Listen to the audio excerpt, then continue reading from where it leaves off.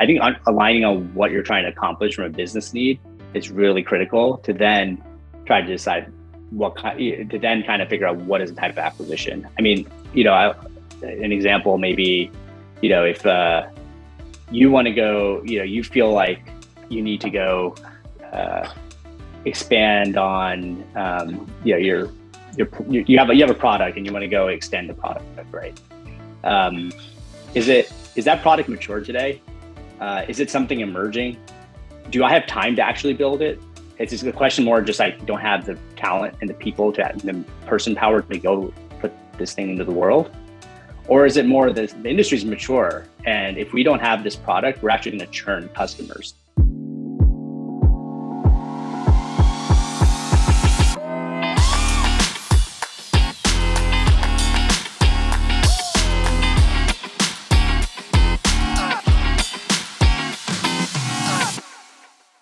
Welcome to M&A Science, where we curate knowledge from the best in M&A to continuously improve. If you're interested in keeping up with the latest from M&A Science, subscribe to our free newsletter at mascience.com. Every week, we share highlights from our interviews, invitations to events, M&A role openings, and other resources as we build the greatest community of forward-thinking M&A practitioners. Again, that's mascience.com. I'm your host, Kison Patel, CEO and founder of M&A Science. Joining me today is Rohit Dave, Head of Corporate Development at Block. Block, formerly known as Square, is a global technology company with a focus on financial services made up of Square, Cash App, Spiral, Tidal, and TBD. Block builds tools to help more people access the economy. Traded on NYSE under SQ. Today, we're going to talk about executing against different strategies and how to get stakeholder alignment. How's it going, Rohit? Hey, Kison, glad to be on. Going really great. It's a nice summer day on the East Coast. I appreciate you taking time out of your day of doing deals to hang out, chat with me a little bit about M&A. Can we kick things off with a little bit about your background? Yeah, sure. Happy to share. So, I'm Rohit. I've been on the East Coast most of my life. I went to NYU undergrad and studied finance. I was a very early adopter of social media. I was really interested in the way the entertainment and media worlds were being disrupted by technology. So out of school, I did some investment banking, but specifically with tech coverage. Following investment banking, I actually went to law school, which is a little bit of a backward path for folks who have law degrees and do corporate development. But I was always engaged with policy and politics, and so it was something I would really want to do. And being a first-generation American probably added to that appeal. So while I was in law school, I worked at the Technology Policy Office at the White House for a summer. I worked at venture capital for a couple different funds. That's really when I solidified I wanted to cover technology for the rest of my career. And so out of school, I practiced for a very short period of time before jumping over to corporate development. My wife and I, we moved to the West Coast. We stayed in the Bay Area, and I was on the corporate development teams at Samsung. I joined Twilio shortly after it IPO'd, which is a enterprise software API company. And then after we had our first kid, we decided to move back to the East Coast, and that's when I led a corp dev function for the first time at WeWork. A lot of stories there, I guess, but I really two chapters there: a year of executing acquisitions and a year of after the IPO didn't work out, restructuring the business and really executing as divestitures. After doing all that restructuring, I spent a short amount of time at a venture fund and venture studio in New York called Juxtapose. And that leads me to where I am now. I've been at Block for about 15 months running the corp dev team here. My first question that popped in my head was, do you prefer living on the West Coast or East Coast? Yeah, I was born in New York. New York, I think, is the best city in the world. So, it's pretty easy for me to say the East Coast, but yeah, definitely miss wine country in the Bay Area, and being close to the water and kind of honestly a little bit more of the work-life balance. In M&A, you don't always get that, but I think there's a healthier kind of balance between the two over there. And now, obviously, a lot of the stakeholders I work with are based in Pacific time, so it kind of shifts my day a bit. But both coasts have great things to offer, but I'm a New York City person at heart. I can understand having the bias there, being born on the East Side or mostly living there. But I was just curious if it sort of changed your view or not. And then when going from law, you went straight into corp dev essentially. You got into M&A, didn't stick into the law side, but went through corp dev roles at Samsung, Twilio, WeWork, and now Block. And that's where leads us up to this conversation today around the various strategies that you've been executing on those roles. Can we talk about the different types of strategies in M&A? Yeah, sure. I guess maybe even taking half a step back, corporate development has different flavors at different organizations. I know this is the M&A Science podcast, so we'll stick with M&A here. But yeah, I mean, I think depending on the kind of business you're joining, what stage of their life cycle they are, you'll probably employ different strategies. But I do think broadly, especially in the tech world, they boil down to three different paths, right? There's kind of acqui-hires, people like to call them, although that means a lot of different things to different people. But really what I would call more talent-led deals, which kind of you're accelerating existing roadmaps by fulfilling a resource constraint in talent and making sure you can accelerate hiring and kind of accelerate your plans, call it over the next 12 to 18 months by a few quarters.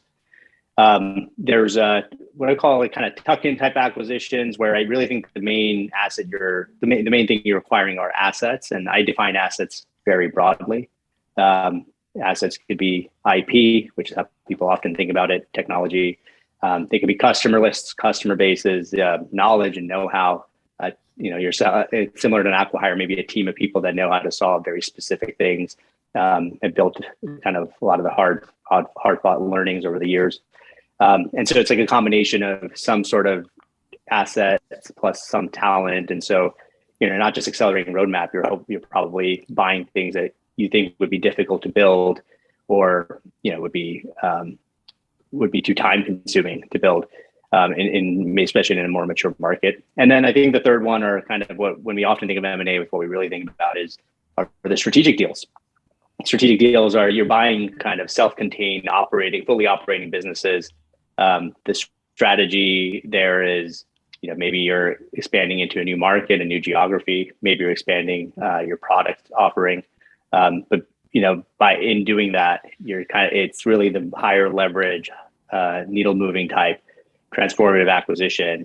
Obviously the more complex one. There may be a lot of different considerations, even leaving aside kind of cross-border and international type considerations. What you're doing there is you're acquiring a full business, right? And they have their own operating functions, they have different ways of doing things, they have their own culture, and then you have to make a lot of decisions on what the go-forward operating model is. And that's, again, I think when we think about M&A, the ones that hit the headlines on the Wall Street Journal, it's usually those types of deals people are talking about. Okay. I got acqui-hires. You're basically buying people. Tuck-ins, where they're things that's either IP tech / a capability or customers that's leading that acquisition. And then a strategic where you're buying a full operating business. When you break those three down, it sounds like there's different size categories that if you compare to the overall business balance sheet, an acqui-hire is probably the smallest side, and then it goes up with the tuck-in and then more on the strategic side. Is that how you would look at that? Is there sort of like a kind of like a budget view? Like, hey, we could do, how do you look at that? I know that's a fair point, right? And I do think that's how often the business thinks about it. This is a smaller deal. It's a tuck-in. This is a talent deal. I think this, usually your CFO will kind of have different considerations. If if your CFO has a budget or envelope for the year for M&A, then they probably are thinking, well, that means probably X number of the first type, Y number of the second type, et cetera. It's probably broadly right? The acqui-hires, the talent deals tend to be smaller. The tuck-ins tend to be kind of more in that middle category. And then the strategic ones tend to be a little bit bigger. And part of that is informed by the fact that, if you see eye to eye with the target and what purpose this is fulfilling, that your valuation is going to reflect that. What I mean by that is if I am valuing the talent versus I'm valuing assets plus talent versus I am valuing your entire business, the purchase price will be reflected in that. It's all relative, right? Like if depending on the size of the company, an acqui-hire could be, if as the acquirer, you're a massive multi-billion-dollar business versus you're, privately funded, unicorn. A strategic deal might look a lot different to you than a strategic deal does to Apple, for instance. So it's all relative, but I agree generally speaking, right? There's kind of the smaller size deals, the bigger, medium size, the bigger ones. You would probably, I think you would probably see there are some deals, especially if you think about it from the outside, that may actually, especially in the first two buckets, blur a lot more. The talent deals plus like the tuck-in and tuck-in asset plus talent deals, they can kind of blur. And there might be deals from the outside, I think sometimes that look like strategic or more tuck-in type deals, but then they're actually really just expensive acqui-hires, especially in this last macro cycle we saw, where valuations were getting pretty frothy. You really were acquiring a team of people that knew how to do things, and they hadn't really maybe achieved product market fit, or maybe pre-revenue at times. And so that's very much a talent deal, but just maybe you paid more for it because that's what was needed to get the deal done. And similarly, you might acquire a business that's primarily you're acquiring some technology. Maybe there's an existing customer base, but it's relatively small, not needle moving, and you might characterize it and kind of see it from that tuck-in lens, and that'll inform structure and valuation. But those can also be complex, right? And going back to one of the things I mentioned, if it's cross-border, if it's a company in, I don't know, let's say today it was in Russia, I think that would be pretty complex, even though it's like a smaller check size. Going back to the earlier point you made around some of this stuff is relative to the stage or life cycle that the company's at. So even for yourself, getting into this head of corp dev role, but assessing that against the life stage that these different companies are at, would that shift around what type of strategy they're primarily focused on? Like maybe earlier stage is more focused on those acqui-hires and later they're doing the strategics, or does it not impact that at all? Yeah, you mean as the acquirer, right? Correct. Yeah, it should. I think there's a few considerations there. It does just empirically, it has to, right? If you're a smaller company, and especially if you're a private company, you have less currency by which to do M&A. What I mean by that is you probably can't use your venture investors' cash to go get acquisitions done. Maybe you can. Maybe that was part of your fundraise, but you have a limited, dry powder to go acquire those types to make acquisitions. So you're using your own stock. Your private stock, your target may not see it the same way. Like they may have a different perspective on the valuation. Again, we're kind of in a different economic climate now too, and a different, markets have shifted. And so the last round at which you raised capital, the valuation at which you raised may not reflect like what the target sees as the value of your stock today. And so it's harder. It's just harder to get deals done. And so you are probably looking at a smaller set of companies that would even entertain an acquisition conversation. And those companies will probably tend to be smaller. They themselves may be like smaller startups. And so just by virtue of the fact they're smaller, maybe earlier stage themselves, these targets, they will probably more often than not fit into this talent or kind of tuck-in type category, right? They may not have full-fledged operations. They may just have a product that launches. They may be pre-revenue. And so they, by virtue of like kind of the limited opportunities that you have as the acquirer, the companies you're looking at fall into those first two buckets. The other thing is if you're an earlier stage acquirer yourself, growth stage acquirer, especially again, if you're private, or even if, you're public, but you just, there's a lot of companies that went public over the last couple of years and, are kind of sitting at sub-billion-dollar market caps, and they have the currency, they have stock to acquire with, but then it'll be highly dilutive. Even if you're in one of those, if you are an acquirer that with those traits, even if you have more of an opportunity set, you may not want to acquire the more strategic businesses because they're more mature. Potentially, you yourself are likely in a more high growth, emerging space. So there's going to be a drag on your growth. Likely, if you're acquiring the more mature business, it might help you on a margin basis, but you yourself are probably being valued more on growth than margin. And so, are you willing to trade growth, like a drag on your growth for slower growth business for margin at that stage? Maybe not. It depends on what you're optimizing for from a financial perspective. Cultures may clash. That acquisition might be a lot more difficult. There's one of the things about acquiring a fully operating businesses, they have their own set of culture. They have their own people philosophies. They have their own mission. and they've executed against it. And so when you're bringing those types of companies into your earlier stage, likely more chaotic, high growth culture, is that going to be a fit? I think because of those reasons, like you tend to, when you're at an earlier stage, look at other businesses that are in their growth or early stage. And so by virtue of that, you're often looking at more of that acqui-hire and tuck-in type acquisition. And then the last thing I'll say is, again, especially in this past cycle, and I think continues to be the case today, engineering, when you're thinking about talent, you're often thinking about engineering talent, right? Or some sort of specialized talent in a space that, is maybe highly regulated. There's like a knowledge set that is coveted and scarce in the market from a labor perspective. And so if you're an earlier stage business, you may, if your unit economics are good, one of the biggest constraints to you executing against your plan is people. And so that's when a lot of times companies turn to acqui-hires, right? And so you can see a growth stage business probably having to resort to that more often. And, I don't know, this is maybe a separate topic, and I don't know if companies should think about things this way, but a lot of times, the acqui-hires allow you to potentially get higher, potentially let you get some more premium elite talent that otherwise you wouldn't be able to go higher in the labor market. And so when you think about M&A from that perspective, you're an early stage business comparing, trying to go to the market and hire the same people that, the FANG businesses are giving out much more lucrative offers to, M&A might be a way to kind of bridge that gap to go acquire a bunch of talent altogether that would be harder to pick off one at a time in the labor market. So for those reasons, I think growth stage businesses do tend to look at more of the first two. Not to say, it doesn't make sense to look at the strategic ones. A lot of times the strategic ones can look more like,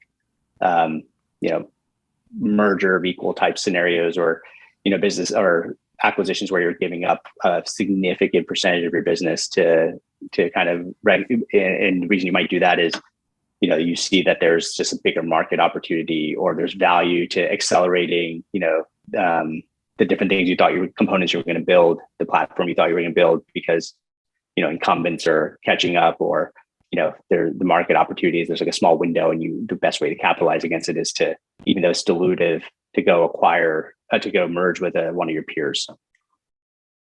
It's a lot of different ways you can look at what drives doing the deals, and then also economic factor. As you grow, you got more options essentially. Yeah, I think that's right. And as you grow, it's both. It's like a two-edged sword, right? You have more current. As you grow, you may go public. You might have public company currency. You may have a better cash position on your balance sheet to go do acquisitions. And the other side of that, of course, is maybe some of the initial, maybe some of the earlier growth opportunities are diminishing. Maybe there's diminishing returns on growth, or you're starting to plateau on where you can get from in terms of margin expansion. And so you have to think a little more creatively about how do you think about your next chapter? How do you think about kind of the next inflection points in your business? And that's when sometimes an acqui-hire or a tuck-in doesn't move the needle quite as much. Yep. If you're a larger company, acquiring a team of 10 people to go build out X product that's probably going to take 3 to 4 years to ramp is not really going to move the needle for your business or for your shareholders in the time scale that they expect. And so that's when you both have the benefit of having probably the financial position to go think about the more strategic opportunities, but then you're also looking at the strategic opportunities because maybe some of the internal organic opportunities are starting to flatten out. If you to click down and really identify what strategy to use, how would you go about doing that? Yeah, that's a good question because none of these things exist in a vacuum, right? I mean, I think the worst case scenario is you start acquiring things because you're reacting to opportunities being presented to you. M&A, as I'm sure many other folks who come on here have said, really doesn't exist in a vacuum. You're thinking about M&A as kind of a tool, and yet another tool to go accomplish your business needs. And so, the very first question is, what is the business need? What is the problem statement? And typically, right, you think about build, buying, and partnering. But let's say it is buying. Then I think aligning on what the right North Stars are is really important. Starting with kind of a more abstracted, higher level North Star. And what are you looking to solve? Are you trying to solve an engineering problem that you are having trouble staffing against, and it's really about accelerating a few quarters? Are you trying to acquire something? Are you trying to build an asset that's going to be very difficult? There's kind of very specialized knowledge to build it, or there's certain licenses you need, and those are very scarce. Like, is there something like an asset you need in order to go kind of hit this next growth vector, or go build this next product? Are you basically saying, I like the economics of this other business and this other product or industry, and it's kind of obvious we need to expand into that, and I want to do that over some sort of horizon, but there's a lot of uncertainty and risk there, and an acquisition can kind of help de-risk that. I think aligning on what you're trying to accomplish from a business need is really critical to then try to decide to then kind of figure out what is the type of acquisition. I mean, an example maybe, if you want to go, you feel like you need to go expand on, you have a product and you want to go extend the product, right? Is that product mature today? Is it something emerging? Do I have time to actually build it? It's just a question more just I don't have the talent and the people the person power to go put this thing into the world.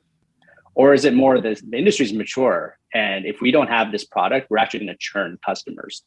On the former, if it's emerging and there's time to go build it, but it could be a competitive advantage. It's more offensive strategy if we can build it first. And there's not a lot of things in the market that actually look like what I want to build, the experience I'd want to offer to the world. And then acqui-hire starts to make sense, right? Like, we know that the North Star is I want to accelerate the development of this product that we want to grow in-house. If on the other hand, I don't care as much about this product itself, but without this product, my existing customer base is going to start to churn. And it's a mature space. By the time I build that thing, it's going to be years. And so the churn problem is already going to happen. So if I identified, hey, churn's the issue, I want to retain my customers, then that kind of tells you, okay, so this is not an acqui-hire type situation. It's probably either an asset I need to acquire and build around it, or I need to go acquire a strategic business. And then, that's when there's a little bit of give and take. You'll go meet some companies, you'll try to understand the landscape. You'll see the ones that, it's more than just looking at, numbers on an income statement, right? Or, a projection model. You'll have to go and see, is that company a fit? Like, are they culture going to mesh? Are they, again, going back to timelines, when does this have to happen? If the answer is yesterday, we should have built this 2 years ago, and we're just really behind. You might need to go acquire that strategic business. If on the other hand, you're still, it's still kind of, it's not emerging, but it's still kind of early few years into this product category, then maybe you can build and buy it. Maybe the nice mix for you there would be to buy the asset and a small team around it. You can hire around it. You can kind of have better control over the culture over time. You can have a tighter control over what the product looks like over time. Maybe you had that window to think about those things. What about if you are a company that has great product solutions, but wants to expand on the distribution? I'm curious if that's, hey, ideally you're supposed to build out your go-to-market organically and then get your VP of sales, or have you seen situations where through an acquisition they've been able to accelerate the distribution goals to be able to reach the products to the customers? Yeah, it's a great question. I think it goes. I think it can go either way. It depends, right? Like, I do think sometimes you're acquiring distribution. I guess some examples I can't talk about today, but there are examples where M&A Science is a safe space. You just don't drop names and dates, and you can tell anything you want. Well, yeah, I'll tread carefully there, but I think there are definitely times when you realize, your go-to-market for some customer base, especially, sometimes, especially if you're thinking about like channel relationships, isn't working. And or maybe working, but it's not giving you the ROI you expect. And then you see some other company is executing against that strategy really well. Now, I think it's pretty rare that you would go acquire a business strictly for their go-to-market. Again, and I think there's a distinction here between B2B and consumer. So maybe let's start with B2B and then go to consumer. On B2B, it's pretty unlikely that you're just going to go, acquire a business for their sales team alone, or their marketing strategy alone, and their product has it's expensive. Salespeople often are actually easier to hire in market. It's there's a question of compensation a lot of times. If the product's not a fit, what are you doing? You're gonna throw that all out to try to just win this one channel over. The sales strategy may not work for your product, right? And so it only makes sense in that instance if you actually think the product category is one you want to expand it to two, and probably more importantly than that there's cross-selling potential. I'll talk a little bit about, Twilio acquired SendGrid, right? Twilio is an API business built around communications, messaging, voice, kind of has, combined a lot of those different APIs into more robust use cases, like around the contact center and customer engagement. And then SendGrid, was a set of email APIs. And so did a number of those other things too, in terms of like the use cases, but specifically around email. SendGrid had a slightly more upmarket customer base. They while there was like a lot of overlap over customer base, email is a more mature product. And so there was a lot more enterprise using it. They also had, and this is what's relevant, they also had distribution through kind of marketing automation platforms. Like they were the API used by a bunch of marketing automation platforms. I don't think it was any execution issue by Twilio that didn't allow for, the Twilio APIs to be on marketing automation platforms, but marketing automation platforms like marketers were still using email, right? It was just like there was still like a slow lag in terms of the channel shift. Now you could have a thesis there where having access into those inroads to marketing automation platforms, and then not just the platforms themselves, but the end user marketers, right? That customer persona, having good mind share with them, makes sense for an acquisition, where you can justify an acquisition. But in a world in which you don't think there's cross attach between the email product and the messaging and voice product, it's expensive. Exactly what you said. Are you really going to spend that kind of money to try to make inroads to the marketing automation platform and try to acquire this customer persona that may or may not find any, may or may not be interested in your product? It only works if you think your product can attach with the target's product.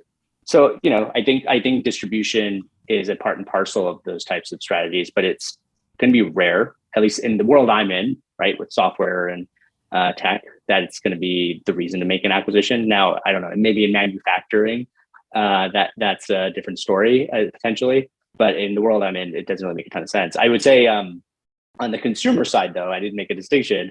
On the consumer side, it tends to have a little bit more complexity, I'd say, right? In that, maybe there is a user demographic that your product hasn't resonated with to date. But is that a byproduct of your product? Maybe. Or is that by virtue of the fact that you've employed a very successful marketing campaign toward a certain demographic and not toward others? If you have kind of a similar product set to a target business, but they've just been more successful at acquiring a different demographic, the consumer demographic from you,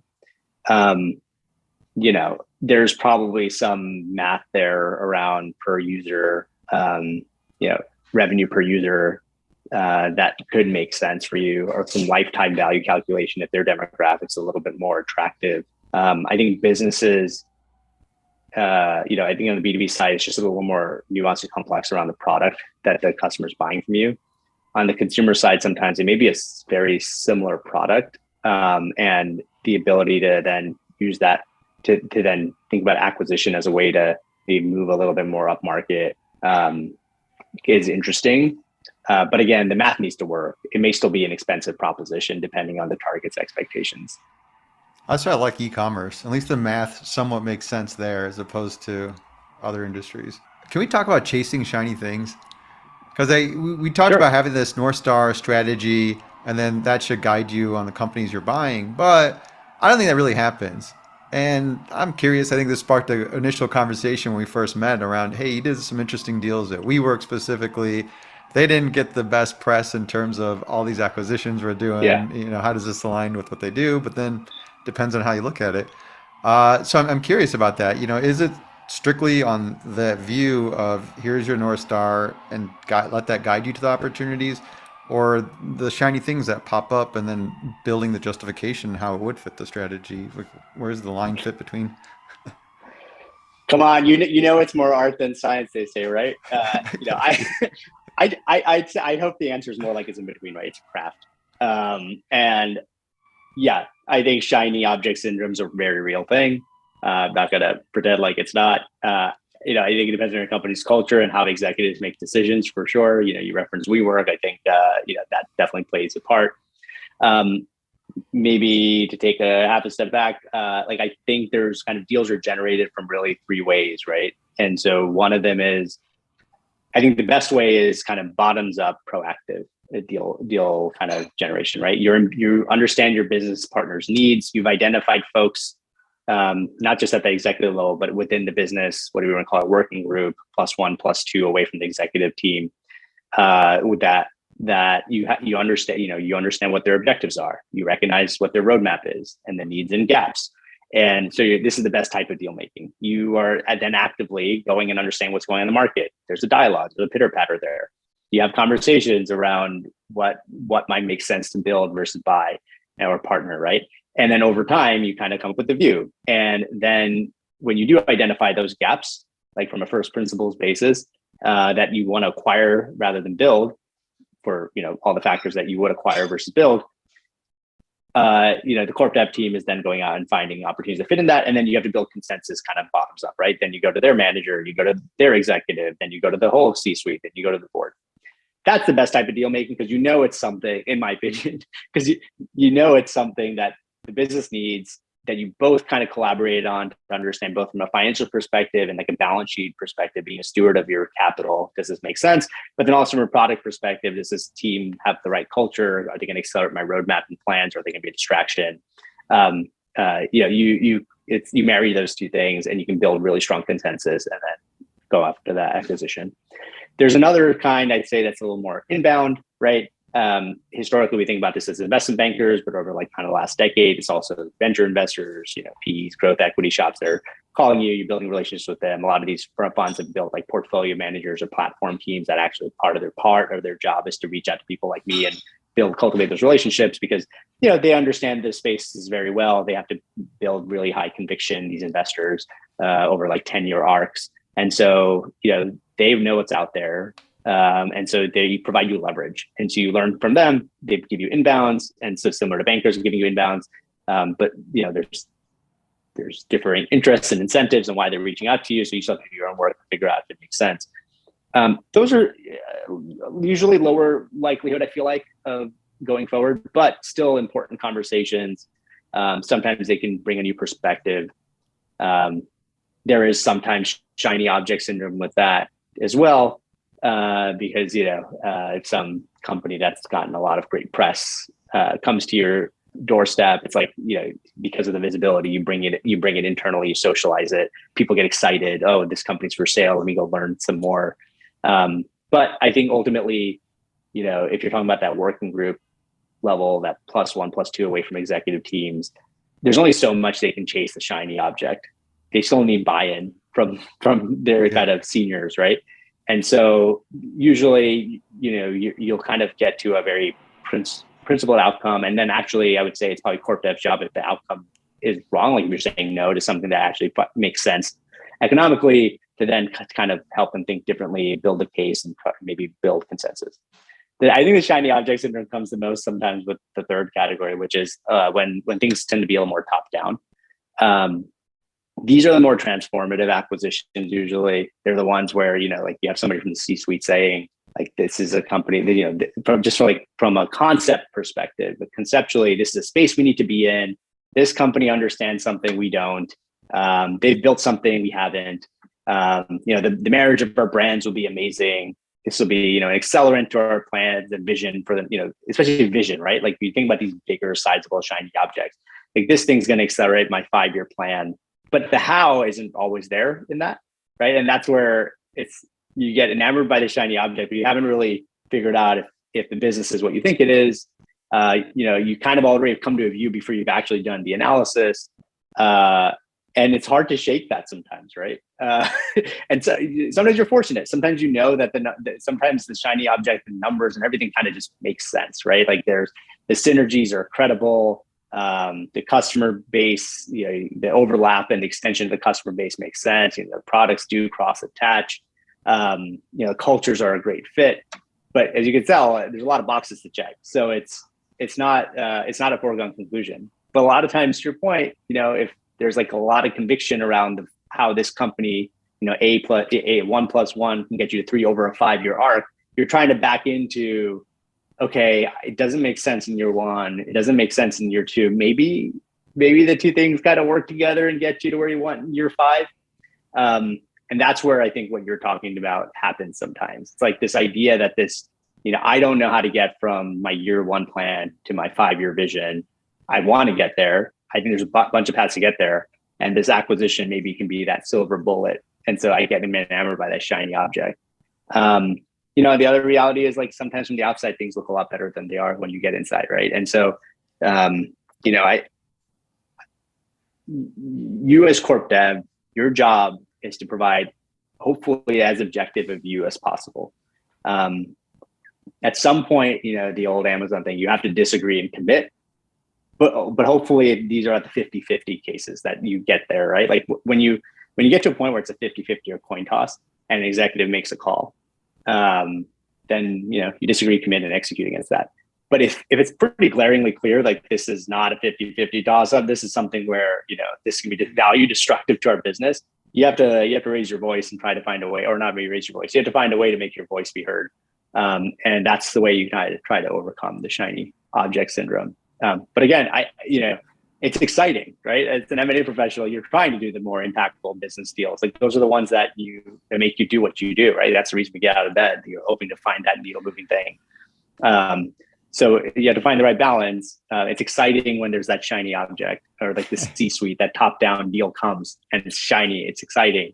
And so initially you kind of go in with, I do anyway, with some sense of optimism, but then that optimism has to be weighed by a healthy dose of cynicism and pragmatism, because it's going to be ultimately you can't have the rose-colored glasses on, and you're going to have to present whether or not the deal makes sense or doesn't. And again, if it gets to 50-50 toss-up, disagree, commit, the C-suite will govern. But if it's glaringly a bad deal, you got to find a way to make that clear.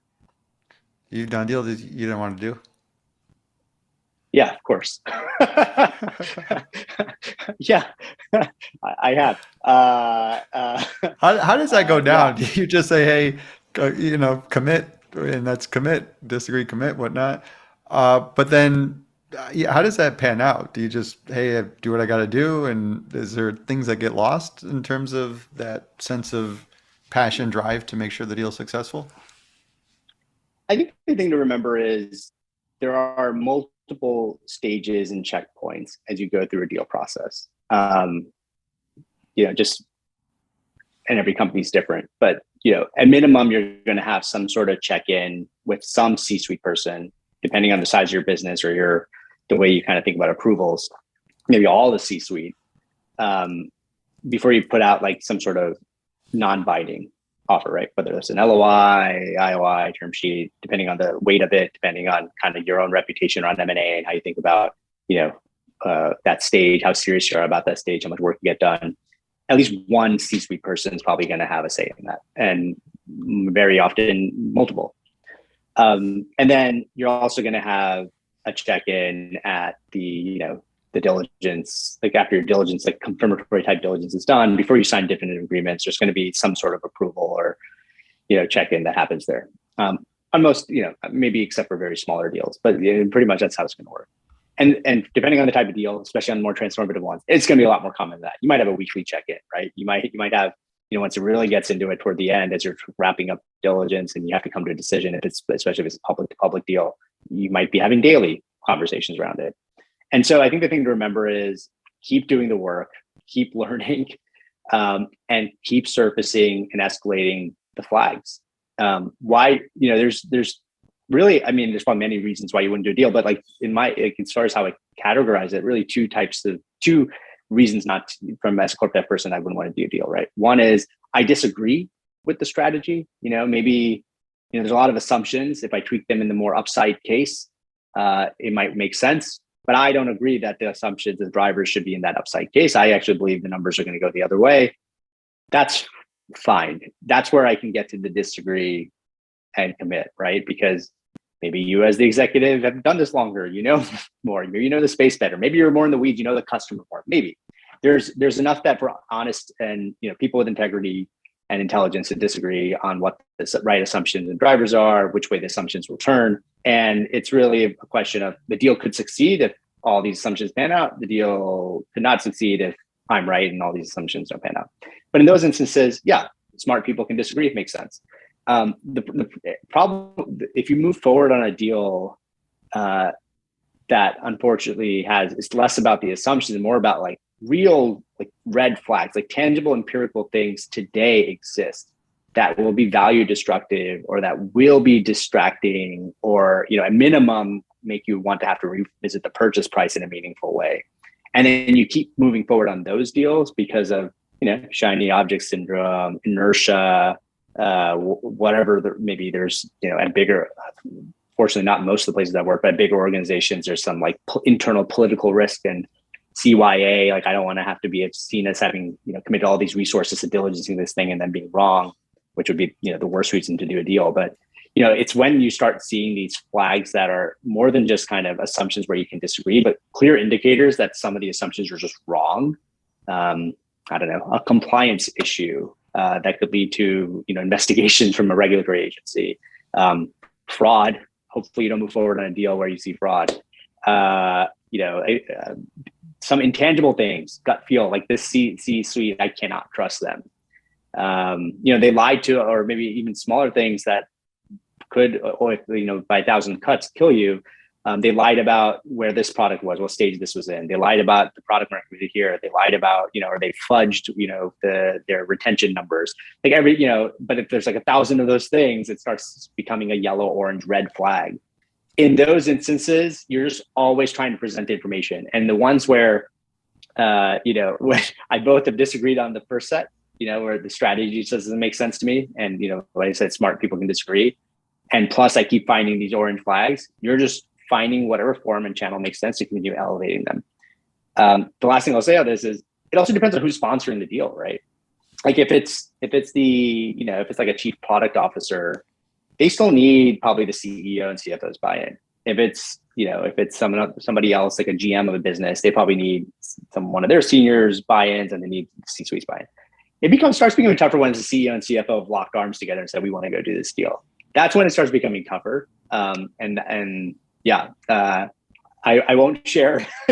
I'll stay silent on whether I've done deals in those instances, but in those instances, it's hard to overcome it, and you have to recognize that. But it's still your job to continue surfacing the problem areas. Thankfully, among the deals I've done that I didn't want to do, most of them have been in that first category. Not all of them. There have definitely been instances where I've tried to, continue as a team to flag the issues. But depending on who the stakeholders are that are trying to move it forward, you may or may not be able to convince them. So how many times have you acquired a business and then in turn divested the business? Well, that comes down to one company I worked at. Obviously, there's a big prime example. Yeah. No, that's not true. Actually, there's at least one other example I had other than working at WeWork. Look, at WeWork, while I was there, we acquired numbers are, I'm a little off on the numbers now probably, but like somewhere between 10, 11, 12 businesses over the course of like a 10 or 11 month span. A number of these acquisitions predated me. I often get asked about the wave pool, so that was not mine. But of the acquisitions we made, they range, right? They were like acqui-hires of like 5 to 10 people to, larger, more strategic acquisitions. And probably ended up having to divest half of them. So it was about a third of the ones I had acquired, and then a couple of the ones that predated me. So that was one of the shortest turnarounds probably in the history of M&A, where you acquire stuff, you're acquiring things and then spinning them out. We're kind of seeing some of that again in the crypto world right now, actually. But that was a really quick 180 from acquiring to divesting. I've done it, it may be more relevant here because that was circumstances. I still stand by a couple of the acquisitions we made, and I think the thesis is actually playing out. You see, some of the business we sold were to private equity, and they've rolled up basically a strategy, especially in the software, the real estate software space. They've rolled up businesses that did exactly what we acquired, the targets we acquired, and now they've combined a bunch of them, and you see them now maybe, building pretty sizable businesses on their own. I think those are hard to know. We don't know how they would have played out. Some of them probably for the best that were immediately divested. I think on the, at least one example where I have divested the business that we acquired after a couple of years. Yeah, those are tough, right? But you have to always, as a finance professional, you can't, you want to be beholden to sunk costs, and those are tough because you make these acquisitions with hopefully really high conviction. You make acquisitions that are, other than maybe on the talent side, deals that are 2, 3, 4, 5-year arcs to play out, right? And so you find out you're wrong 2 years later, or you think you're wrong because either the market has changed and so your assumptions were so off, or the business just isn't what you hoped it would be, the leadership isn't what you hoped it would be, you were bad at integrating. That's not always the other side, it's you too sometimes. Then those are really tough conversations because you're having to revisit all these assumptions you had to build a lot of conviction around, and it makes you kind of question your strategy, and it's uncomfortable. But you have to have those series of conversations. And often what I found in these situations is you almost bargain. You're almost figuring out what else could I do with this asset? When the answer is probably divestiture, you're kind of thinking, oh, is there something, is there something more creative we can do? Can we spin this into a joint venture? Can we repurpose it to do X, Y, Z? And you realize, well, by the time you burned all the money to try to explore those other things, it's just going to become an even bigger and costlier mistake. So then you should probably go consider, at least understand if a divestiture or a carve out is viable in the market. Can you teach me how to get buy-in from CEO and board? Yeah, I think it's two parts. It's data and then storytelling. You can't, it's pretty unlikely if you work at a good company and you have good decision makers, it's pretty unlikely that they're going to make decisions that are abjectly against what the data is telling you. If you project out the business, you look at the unit economics, and it turns out it's just going to continue. It's going to burn more and more money over time. There isn't really a path to break even. It's not impossible, but it's very unlikely you're going to have an executive still say, well, I still want to go do that because I think I can, I am the master of the universe. I can go turn this business around and combine that with my business and the synergies we're going to get it to break even. So it's hard to, it's unlikely that you're going to present data, whether it's in the go case or in the no-go case, that is then you're going to have a decision maker just squarely contradict it. But I do think even with data is not sufficient, right? You need to tell stories. You need to tell good narratives. And I don't mean fabricate things, but you have to kind of paint the picture. I don't know, I'm mixing metaphors, but storytelling and picture painting. You need to explain how this is going to, why these synergies are going to happen. Why is it important that these synergies happen? What does it do for our market position? How does it get us closer to that 5-year vision? What does the business do that we don't do today? And why together are we going to go, accomplish this thing? Going back to mission statements, vision, values and culture. I think those pieces are sometimes overlooked by corp dev professionals because we're trained as lawyers and bankers and private equity, and you're kind of looking at numbers all day long, or the contracts all day long and negotiating, and so you forget sometimes like that ultimately it's people and cultures that are meshing, right? And it's the ability to work together against a certain problem statement, a certain mission, is what's going to make an acquisition successful or not. And so in addition to the numbers and information that you're presenting, or mostly around financials, but other operational metrics too, you need to tell a story on why this matters and how it gets you to the vision. And I think just as important as telling that story is trying to bring executives along on that story. So, I think, and I've learned this mistake a few times in my career, it's harder to tell the compelling story to a receptive audience if you tell them one time in that one meeting where you're going to present it for the first time. You need to start kind of painting that picture earlier on. You need to bring it, like kind of preview it. You need to share with the C-suite, like, this is something we're looking at. Wow, this opportunity is amazing. Maybe there's like piecemeal content strategy, right? Maybe this is an opportunity where a market we're evaluating with the product team. Here's like a little readout on that. We're share some market developments. This and this has changed. So a lot of our operating assumptions from 2 years ago are now different. So kind of like a build up before you finally get to those last couple of meetings where you're going to make a decision on whether or not you're going, or it's a go or no go on the acquisition. Because if the first time somebody's hearing about it, even if you tell the best story, if it's the Godfather, you're presenting the Godfather in that meeting, probably gonna be harder to get them to pay attention. And not only is it gonna be hard to get them to pay attention, they're gonna interrupt you and ask you a bunch of different questions. That's gonna totally violate your ability to tell a narrative. So it's only if you've kind of warmed them up a lot, brought them along the way, that you're gonna be able to actually have success when you do that storytelling and present the information when you're looking for a decision. Can we break that down into an example? Because I think this is the thing, a craft I'm really trying to get good at.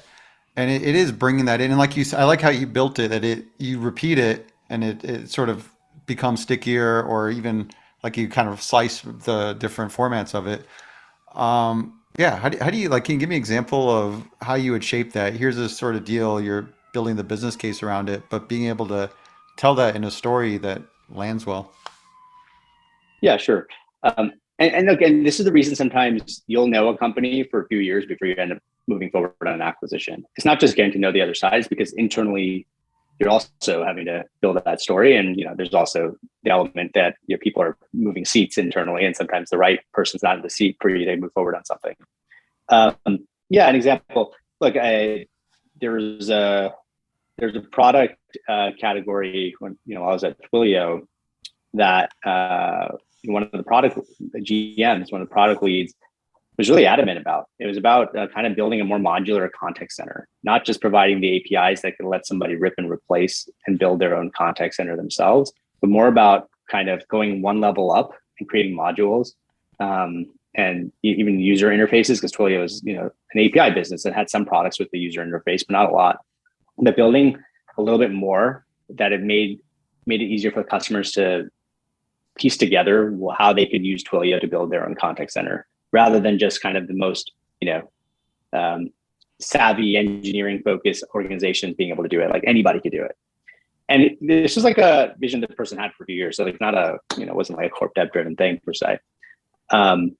And so, when he started finally getting some buy-in and funding to go experiment and build portions of it, it became pretty clear, like when we would talk about it, that there were really big gaps that we would never build, especially if the idea was to try to, get something to customers' hands sooner than later. And so, we started, what will probably end up being like almost like over a year arc of trying to convince folks that we need to acquire a couple of reporting businesses within this space, or at least one, sorry, not a couple. And it started with, maybe we first say we need a partnership around this. But it's like, we shouldn't just have one partner. We should test a bunch of different partners. Maybe we have a marketplace around this. There's a bunch of docs ultimately, right? There's like a product vision doc. There was like, how do I build this? So that's, the product side driving this. How do we actually build this? What's the resourcing I need? Just going and getting funding.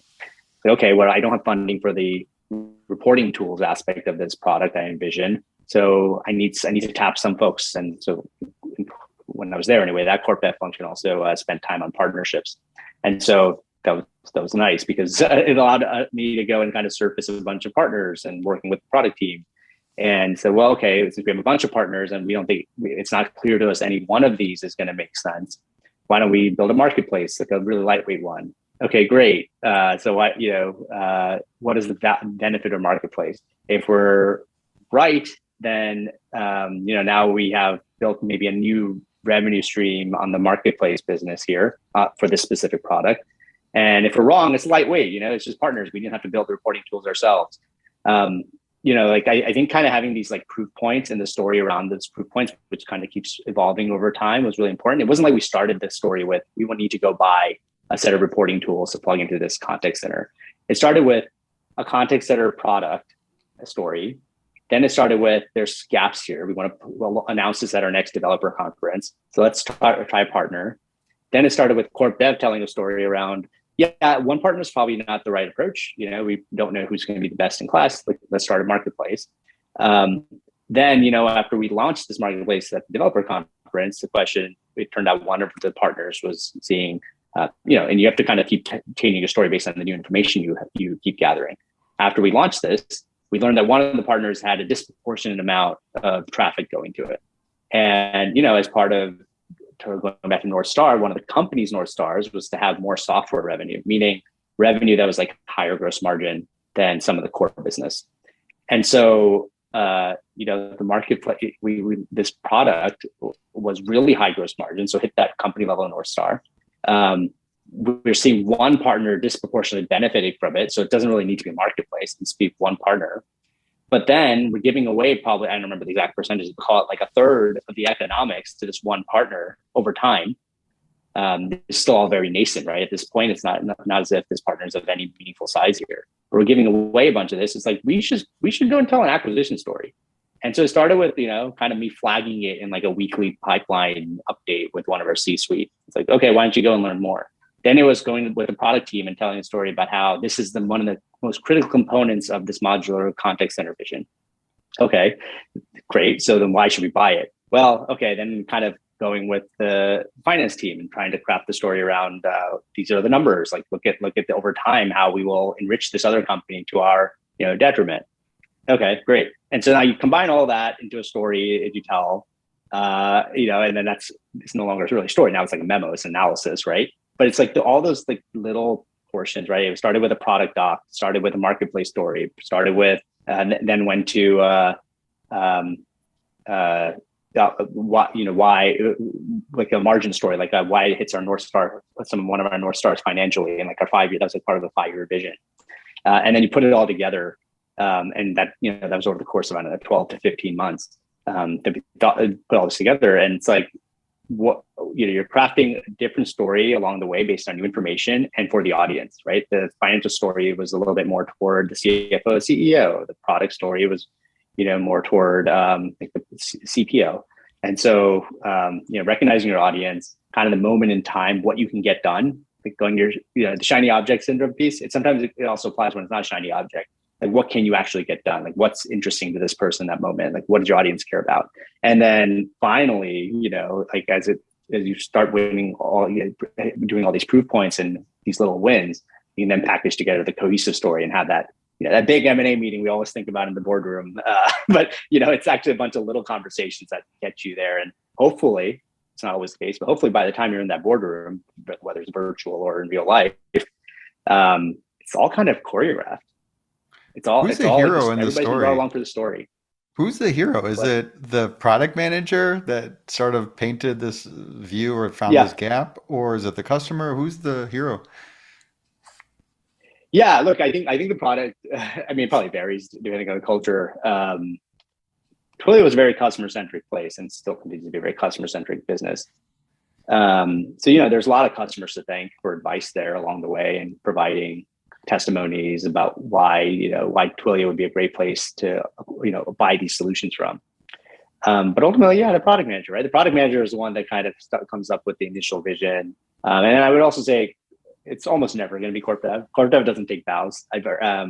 That's not my phrase. Somebody else in the corp dev world has said that to me before, and I totally believe that. There's no end zone dance. You still want to celebrate the team. You still want to have some celebration. Obviously, you work really hard. It's a milestone. It's a feather in the cap. But corp dev's not taking bounds. Ultimately, and partially, and corp dev also is not super accountable for after the fact, right? The product person is going to be accountable for that. That specific instance turned out to be a great acquisition, but doesn't always work out that way. So if it doesn't work out, there's somebody, a product person who also is going to receive a lot of the blame. So yeah, that's probably the hero. And most of the time, I would imagine either the GM or the product lead. How do you deal with rejection handling? What are some tips on that? You told your story and you got to know, or this is why we shouldn't do the deal. I don't know if this is completely true, but I feel like corp dev professionals are pretty good at handling rejection. It's just like there's so many. It's a game of numbers in some way, right? Like I don't think about it that way day to day. Each deal is its own deal. Each opportunity is an opportunity. If you don't get super excited about each one when you wake up, then it's like, or when you deal with it, then you're not going to be excited to get out of bed every day. But at the same time, yeah, like if you look at if you look at your funnel, like your pipeline, right, of where deals are, how many deals are in the top level, and how many deals you've passed on, there's a lot of no's there. So like I think I feel like you don't take it too personally. People have thick skin moving on from rejection. I think maybe your question is more about when you have really high conviction, when you feel really good, like this is the deal. Like it doesn't happen often, but when you feel like this is the one that's gonna hit all these like 5 objectives and move the catapult the business forward. Knowing those situations stings, of course, but I think it goes back to something I said earlier. It's like, who's saying no? Is there an opportunity to convince? I think working with executives over time, you learn when there really isn't an opportunity to convince, and you can take some more cuts at it, but might just be wasted energy and probably just lead to more frustration rather just like fail fast and move forward. But when it's an executive that can be convinced, right? Like that, you need to determine why the no is coming. You need to do that work, right? So is it I'm not ready now? This is something where I have a bunch of other things I care about, and so maybe a year from now. Is it I don't believe in the market? You haven't convinced me. Go do more work. I don't believe it's this target. I do love the market, and if I don't acquire into it, I'm definitely going to invest and build into it. This isn't the company. Like the CEO I didn't like the culture of the company. CEO isn't somebody I feel like I can trust. I'm more enamored with this other shiny object here. So until you tell me that one doesn't make sense and you explain to me why it doesn't make sense, I can't even be receptive to this new idea. Trying to figure out like why the no is coming. Is it even like I just ultimately I have in my mind a framework. Like I am going to allocate capital in a different place, because resources are finite. You don't have endless capital to allocate. I want to go deploy my M&A energy somewhere else. Like these things seem like they're obvious. You should have like a chart somewhere that's like linearly like plots out for you what you should be spending your time on. But it's not often how I've found executives work, right? There's all these competing priorities, and it's not always clear like how to triage them. And these conversations you have to, I think, recognize are good opportunities to help you refine and calibrate what is going to be the more successful conversation down the line. So, you use an opportunity to calibrate. If you do think there's room to convince, you figure out in that meeting, because otherwise you're not going to get that kind of audience again, like why it's no, like if you can, and then see if there are really convincing things to overcome the no, and not just like incremental things. That's never going to work. Like something really like, oh, we should have highlighted, this strength of the company. We didn't because we didn't know the CEO cared about it, or the C-suite cared about it. Like go back and see if there are like some really big things that you kind of didn't highlight in the right way, and bring them back. But otherwise, if they're not somebody you're going to be able to convince, if the no is based on way too many factors, then cut your losses and move on. And if it wasn't a no based on trust issues, then maybe it's something you revisit down the line. And that happens all the time. You revisit the same companies many times over, because you change, people change, companies change, strategies evolve. So the timing may just not make sense. You should teach a class on this, how to get deals done. If you get the time, we have our whole academy program. I was gonna say, isn't that what I'm doing right now, kind of? We gotta just whiteboard it out and turn it into some slide decks and stuff, and pretty much then we'll edit it in micro learning format. But Let's before do we it. wrap things up, Roy, what's the craziest thing you've seen in M&A? uh, That's a good so, sign I asked the right person that question. I've seen a lot of crazy Kison. But what could I share? That would be helpful. Non-incriminating. I think the craziest conversation. I mean, this is going to be a generic one, but we can talk offline about some of the craziest things if you want at some point. But I think some of the more the funniest conversations often, like the funniest situations, I think often happen when you need somebody to physically, like this kind of old school, but you need somebody to either physically sign something or even electronically sign something, like definitive docs to get the deal to close, and like somebody's, I don't know, off in a different country vacationing, or just like their phone is dead for like 2 days, and like there's just this built up pressure, right, in these situations where you feel like you need to sign. Like everybody's been working on this deal for 6 months. You promise it's going to be this timeline. If you don't sign, your day one's going to be totally off. All the systems cutovers are planned for this moment, and you just can't find this one executive. And it's whether it's a CFO or CEO, and it is insane because the thing they're doing is probably so trivial. They're making their phone's off, their phone's been dead, and they're making breakfast for their kids, or they're off surfing somewhere, and it is, or I don't know, maybe it's a religious observation, which isn't as crazy, but like, why couldn't we have planned around that? We didn't know, like they literally can't sign something for 2 days. So like, there's these moments. I mean, I think, and this is something probably relatable to all deal professionals. I've seen it a little more acutely in certain of my roles. That when you promised all these timelines, you're trying to get something signed, and just the most trivial thing is like keeping it up from signing because this person is just prioritize something else. And hey, I think that's great. That's work-life balance, but it's like we have 100 people on both sides, like bated breath, waiting to close this thing, and you're waiting to collect this one signature on a page, and they've already pre-approved it, but you still need to get the signature. So I think a lot of anyway, over beers, but like I think a lot of the the crazy moments in my deal processes have hinged on that situation. I feel like every deal has that, the last minute things that pop up. This has been a good conversation. Absolutely. I kept writing all these topics. I didn't get to hit on everything I wanted to. I wanted to ask you what it's like working with Jack and all these other things. So maybe we got to follow on. I thanks so Sounds much great. though. Spend the time and tell everybody else. Here's to the deal.